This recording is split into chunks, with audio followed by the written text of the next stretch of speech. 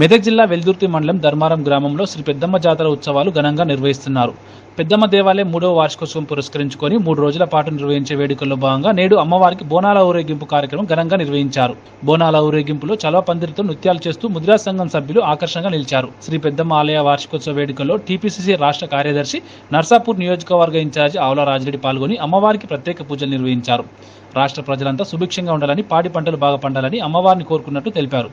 ఈ కార్యక్రమంలో టీపీసీసీ రాష్ట్ర ప్రధాన కార్యదర్శి ఆవుల రాజిరెడ్డి, ఫిషర్మ్యాన్ కార్యదర్శి తలారి మల్లేష్, మండల అధ్యక్షులు మహేష్ రెడ్డి, జిల్లా నాయకులు హనుమన్న గారి నరేందర్ రెడ్డి, వైస్ ఎంపీపీ సుధాకర్ గౌడ్, నరసింహారెడ్డి, వెంకటరెడ్డి, మల్లేష్ తదితరులు పాల్గొన్నారు.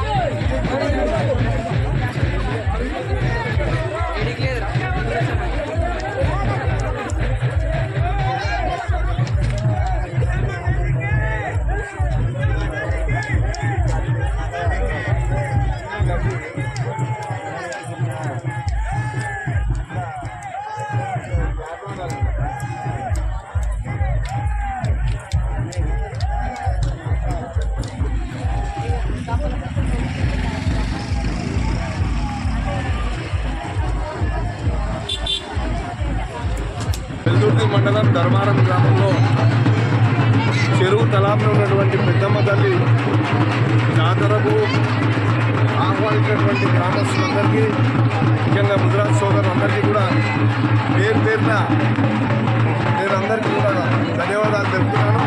ప్రతి సంవత్సరం లాగే ఈ సంవత్సరం కూడా చాలా కళ్ళ పండుగగా ఊరు మొత్తం ఇక్కడనే ఉండి ఈ పండుగ జరుపుకుంటున్నారు. చాలా సంబరాలు, చాలా ఉత్సాహంగా కనబడుతున్నారు.